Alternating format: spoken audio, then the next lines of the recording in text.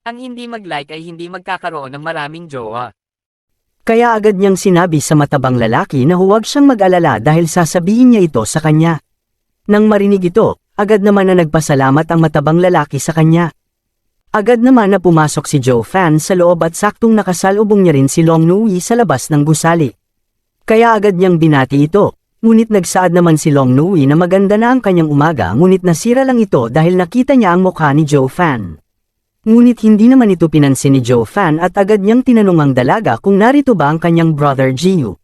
Ngunit agad naman na sinabi ng dalaga na wala rito ang kanyang uncle Jiu. Napaisip naman ang ating bida na sa tingin niya ay hindi nagsisinungaling ang babae na ito. Kaya ang kanyang pakay ay sa susunod niya na lang gagawin pagbalik ni Elder Jiu.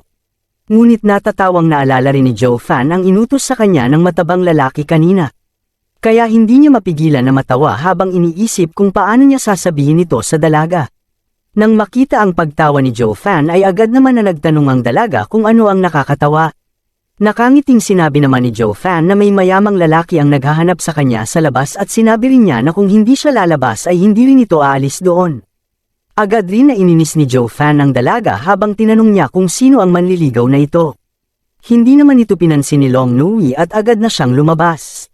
Nang makita na niya ang matabang lalaki ay agad niyang pinagalitan nito dahil ilang beses na niyang sinabi sa kanya na hindi siya papayag sa marriage proposal nito.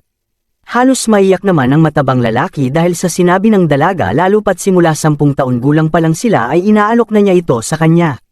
Kaya umiiyak niyang tinanong ang dalaga kung hindi niya ba nararamdaman ang pag-ibig niya sa kanya. Bigla namang napalingon ang dalawa nang marinig nila ang boses ni Joe Fan. Agad rin na ginamit ni Joe Fan ang pagkakataon na ito upang inisin ang dalaga. Kaya agad niyang ibinida ang matabang lalaki sa kanya.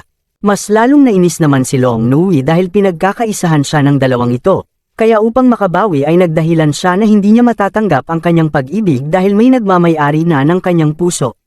Galit na tinanong naman ng matabang lalaki kung sino ang kumag na ito, naramdaman naman ni Joe Fan na mukhang nais siyang gawing pain ng babaeng ito. Kaya katulad nga ng inaasahan niya ay siya ang itinuro nito. Agad naman na nagalit ang matabang lalaki nang malaman niya ito. Kaya pala kayang makapasok ni Joe Fan sa loob ng walang problema dahil siya pala ang iniibig ng kanyang minamahal. Ngunit agad namang sinabi ni Joe Fan na mali ang pagkakaintindi niya.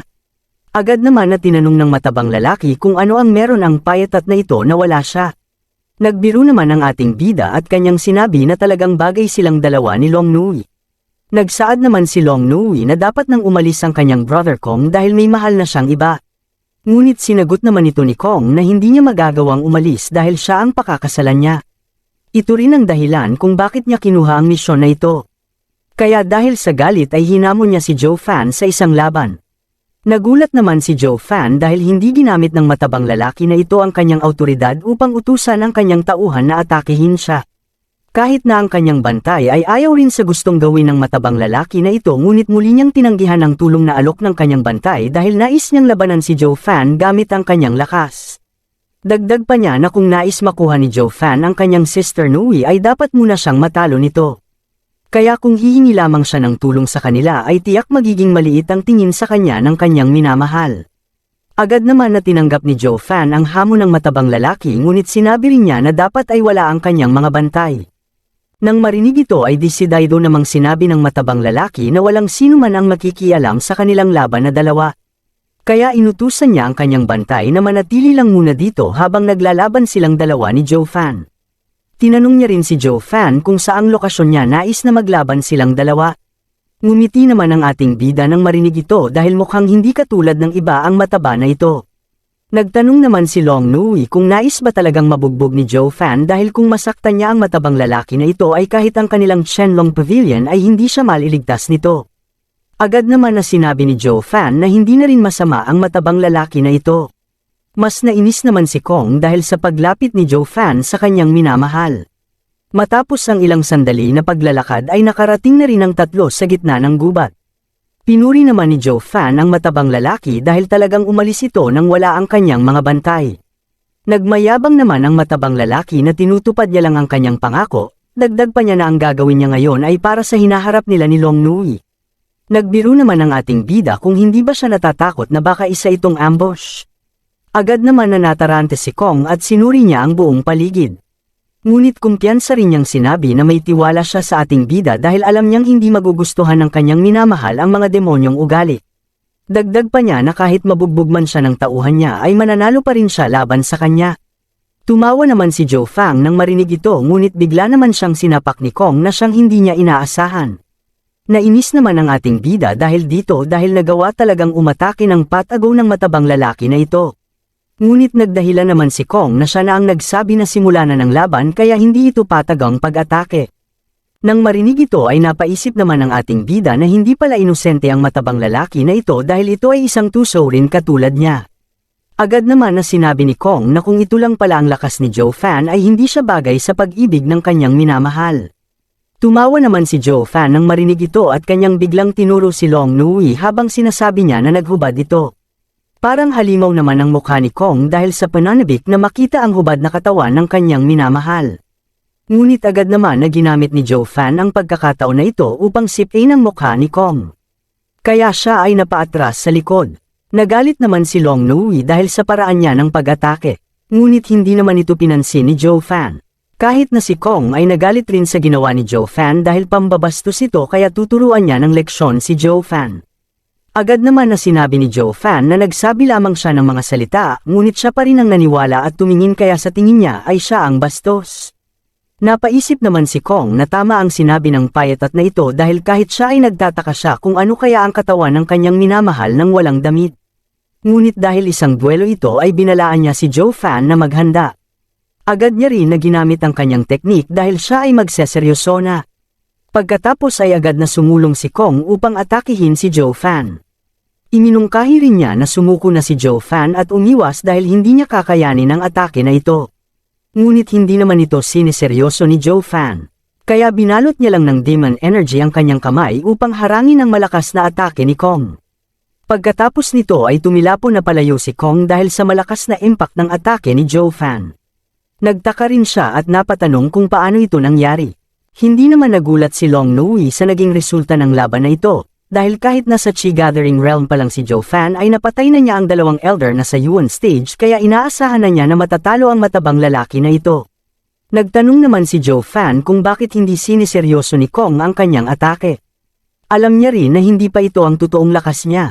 Agad naman na sinabi ni Kong na tinatanggap niya ang pagkatalo niya sa kanya. Inilapit naman ni Joe Fan ang kanyang kamay kay Kong upang tulungan itong makatayo. Binati naman ni Kong ang ating bida at sa tingin niya ay karapat-dapat rin ito sa pag-ibig ng kanyang minamahal na si Long Nui.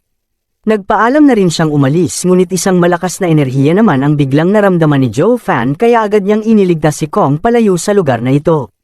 Nang makagawa na ng distansya ay agad naman nagpasalamat si Kong dahil sa pagligtas ni Joe Fan sa kanya.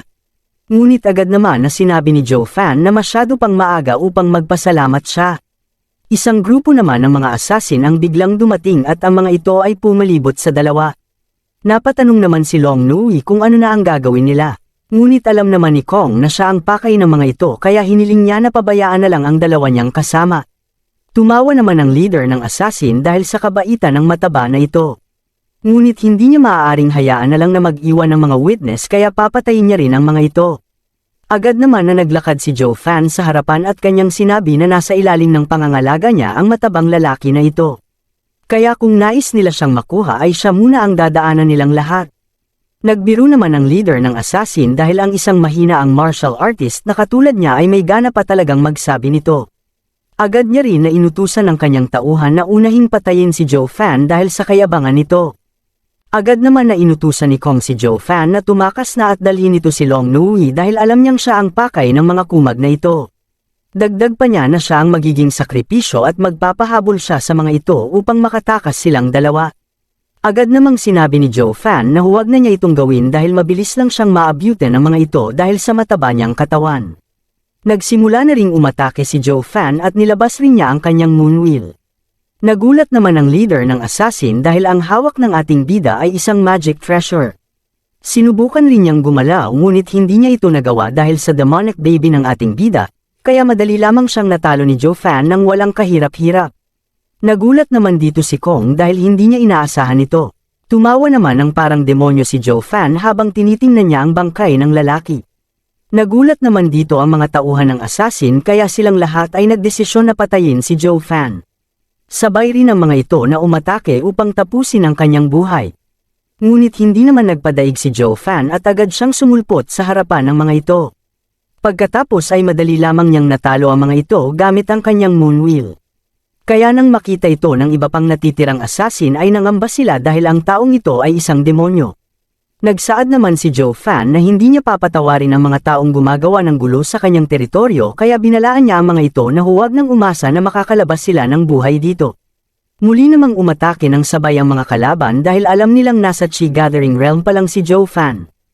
Ngunit walang awang pinatay naman silang lahat ng ating bida. At kahit anong gawin ng mga assassin na ito ay hindi man lang sila makalapit sa kanya. Kaya naisip na lang nila na isang ang demonyo ang Joe Fan na ito. Sa huli ay isang assassin na lang ang natira sa lahat ng kalaban kaya nilapitan ito ni Joe Fan at kanyang tinanong ito kung sino ang nagpadala sa kanila ngunit bago pa man makapagsalita ang assassin ay isang flute naman ang narinig nila at kasabay nito ay namatay rin ang assassin. Nagulat naman si Joe Fan nang makita ito dahil ang lakas ng atake na ito ay hindi normal kaya sa tingin niya ay nanggaling ito sa isang expert. Agad naman na napasigaw ang dalawa dahil ang lalaking ito ay ang master ni Kong at ang ancestor ng kanilang imperyo.